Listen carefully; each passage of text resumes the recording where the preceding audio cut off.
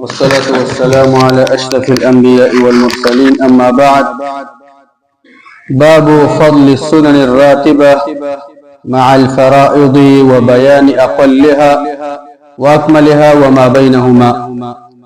کتاب ریاض الصالحین 195 نمبر باب دی. باب د په باره د دې کې چې د فرضي منځونو سره د سنن رواتب فضیلت او دغه په مابین کې چې کوم منځونه دي او سنن رواتب دي یا دغه شانته کمواله د هغه او یا پوره دي دغه بیان دی.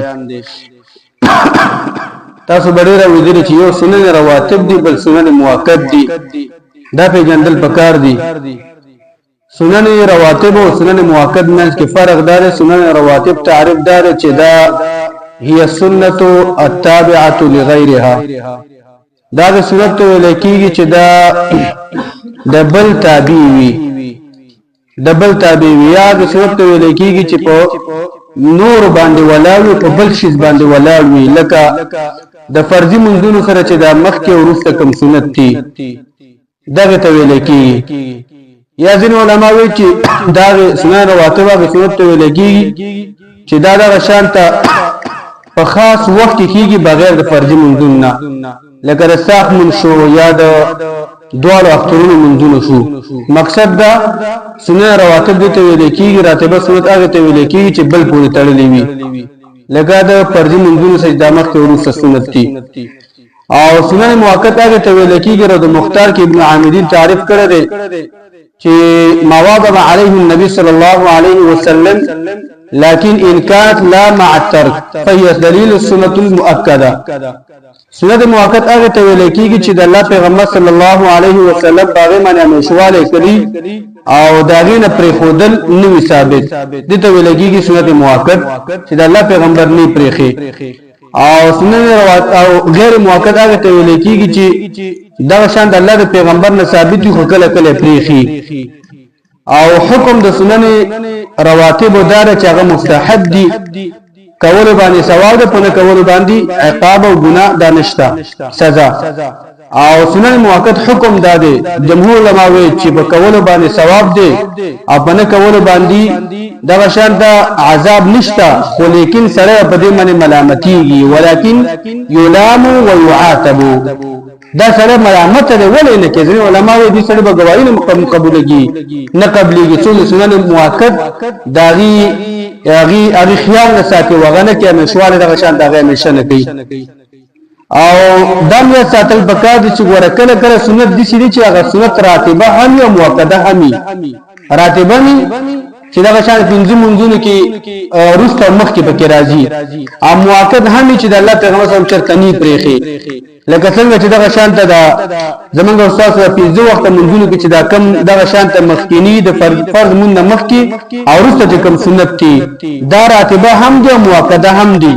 راتبه خو بدیږي چې منځونو فرضي منځونو سره دي، یا چې مخکې یا چې روسته، او مؤکده په دې باندې چې الله پیغمبر صلی الله علیه وسلم چرته دغه شان سنت مؤکده باندې پرېخي بغیر د سفر نه. سفر کې پر پر مون تر رکعات دي ماغم په 2 رکعات کېږي. اما د الله پیغمبر صلی الله علیه وسلم دغه شانته په حضر کې همیشه د پاره سنت مؤکده دا کړی دي، او د سار مونږ دغه شانته د سار سنت چې کومه 2 رکعات هغه په سفر کې هم کړو، حضر کې هم کړی دي. اول نمبر حديث وعن ام المؤمنين ام حبيبه رمله بنت ابي سفيان رضي الله عنها. ام المؤمنين ام حبيبه رمله چې الله پیغمبر صلی الله علیه وسلم د شان ته بیبی د دینه روایت ته داوی چې سمعت رسول الله صلی الله علیه وسلم، ما د الله پیغمبر صلی الله علیه وسلم نوریدلی یقول چې د الله پیغمبر فرمای ما من عبد مسلم نده یو مسلمان بنده پدې کې زنانه هم راضي او نارینه هم راضي چې مؤمن مسلمانی داسې یو بنده نشته دی یصلی لله تعالی چې دا د الله تعالی د پاره مونږ کې کل یوم 12 رکعه تطوعا غیر الفریضه، چې دا د الله د پاره هر ورځ 12 رکعات مونږ کی 12 رکعات مونږ نفلی مونږ چې دا فرض نه وي د فرض مونږ علاوه دا 12 رکعات مونږ کی الا بنى الله له بيتا في الجنه مگر الله با دغه مؤمن مسلمان د پاره کنار نه د زنانا په دغه 12 رکعات نفلی مونږ باندې الله تعالی بدل یو بنگلا یو بلډینګ عمارت او قیمتي کور الله تعالی ول په جنت کې جوړ کی یو بل روایت کړي او الا بني له بيت في الجنه یا بد دغه مؤمن مسلمان د پاره او دغه 12 رکعات د فرض من علاوه چې د الله د پاره وکي نیت به خالص وي او د رب نه اجر غواړي نو دې سړي د پاره په جنت کې بنگلا جوړ کړي شي او کور بوله جوړ کړي شي څومره عظیم اجر دی د الله پیغمبر په موږ ته څومره خپګيږي امت ته دې عمل وکا او دې خسته بدله به ته په جنت کې ملاو شي دنیا لا بدلی خو پرې راو دې حدیث نه معلومیږي یو فائدہ به کېدا ده چې د الله پیغمبر صلی الله علیه وسلم سخت تیزی ورکړه په نفلی مون باندې یو خدا چې په دې باندې مؤمن مسلمان درجه او تیزی وجديږي دایم دا چې تا په فرض کې کوم نقصان تا په جون کې شوی الله تعالی ورځ په قیامت در اخلي مخکې روایتونه تیر شو د فرض په ځای بدل الله تعالی دا لګي او دغه فائدہ به کېدا سنت رواتو فضیلت دا پر خودل نه دي بکار ځنه خلک بلی ګډي زیات به با کې دا د ماسوم چې کوم ضرور دا سنت کې رواتو کې ان شاء الله راځي ما خام نه ما خصن چې کوم سنت کې دا 2 نمبر روایت عن ابن عمر رضی الله عنهما قال عبد الله بن عمر روایت دا وی چې صلیت مع رسول الله صلی الله علیه وسلم ما دا الله د پیغمبر صلی الله علیه وسلم تر منځ کو رکعتین قبل الظهر 2 رکعات د ماسپهین د مانځنه مخکي د فرمون مخکي ورکعتین بعدها او 2 رکعات د ماسپهین د مانځنه وروسته وکړو د فرمون وروسته ورکعتین بعد الجمعه او 2 رکعات د دغه شرط د جمعې د مونږه وروسته وکړل چې نو ورته کې د مخکې تیر شو چې سړی جمعات کې کوي د جمعې په ور باندې فرمون علاوه جمعات کې چې 4 رکعات به کوي او د شانکور کې چې 2 رکعات به کوي ورکعتین بعد المغرب او 2 رکعات د ماخام د فرمون وروسته وکړو ورکعتین بعد العشاء او 2 رکعات د ماخستن نماز وروسته دغه شرط وکړو او د امام بخاری مسلم متفقون علیه دی خو مسلم روایت کې راځي عائشہ جهان روایت کې هغه وی چې کان النبي صلی الله علیه وسلم یصلی فی بیت قبل ظهر 4 و نبی صلی الله علیه وسلم په کور کې زما په کوټه کې مونږ کو د ماسپهین د مانځنه مخ کې 3 رکعات مونږ یعنی ماسپهین د مانځنه مخ کې 3 رکعات سنت هم ثابت کی او 2 رکعات هم ثابت کی دا 3 نمبر روایت عن عبد الله بن مغفل رضی الله عنه قال عبد الله بن مغفل نے روایت رضی الله عنه دا وی چې قال رسول الله صلی الله علیه وسلم د الله پیغمبر صلی الله علیه وسلم فرمایلی دي بین کل اذانین صلاه د هر یو 2 اذان په منځ کې مونږ دي د 2 اذان مراد یو اذان دغه شاده د وخت داخلي دوه چې فرضي مونږ د فارغ کوم اذان کې دي شي دا کوم معلوم اذان دی او دا دویم اذان د دینه مراد اقامت دی یعنی په مابین د هر یو اذان او د اقامت په منځ کې مونږ دي بيد الله پیغمبر ویلا بین کل اذانین صلاه بما بين هر یو اذان او اقامت په منځ کې مونږ دي بین کل اذانین صلاه او بما بين هر یو اذان او اقامت په منځ کې مونږ دي قال في الثالثه د الله پیغمبر صلی الله علیه وسلم ویلا الی من شاء چې چا خوښ شي ګورا معنی دا مقصد دا چې د اذان او اقامت په منځ کې مونږ د ډېر عظیم اجر لري او ډېر بهترین اجر لري سره جمعه تراځي 2 رکعات مونږ تحیت المسجد کی او 2 رکعات به سنن نفل کی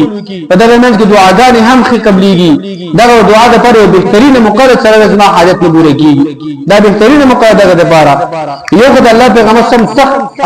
سخت تاکید ذکر کړی دی چې د اذان او اقامت په منځ کې دغه شان د مونږ د پتا د مؤمنانو مسلمانانو په دې باندې مؤمن مسلمان ته عظیم بدل الله تعالی د قانون ملاويږي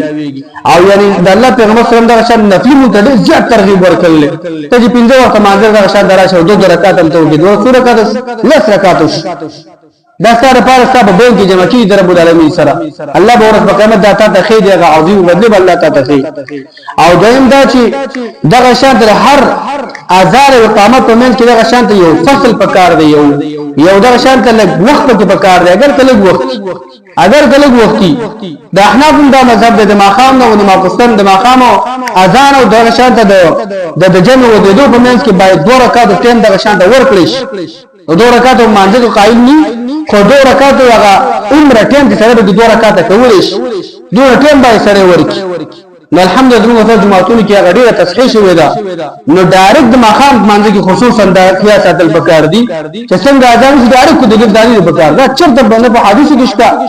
او فقہ کتابونو کې دا خبره شته فقہ کتابونو کې خدا خبره ده شامل کې راغلي چې 2 رکعات په اندازه وخت باید ورکړي او د الله پیغمبر صلی الله علیه وسلم په سنتو کې دا راغلي دي چې د الله پیغمبر فرمایي بین کل اذان صلاه بین کل اذان صلاه بین کل اذان صلاه د الله پیغمبر په تاکید سره دا خبره کړې ده د هر اذان او اقامت منځ کې مونږ دي د هر اذان او اقامت منځ کې مونږ دي معنا مونږ کا دا مقوده دا مکه ته پیدا کیږي دغه شان دي احتیاط وکړ دي مدیر وایي مقصد دا چې د نفلي منځونو اهتمام ډیر زیات وکړ دي هر وخت چې او دستو دغه کاته مونږ دا وداسه کوو هر وخت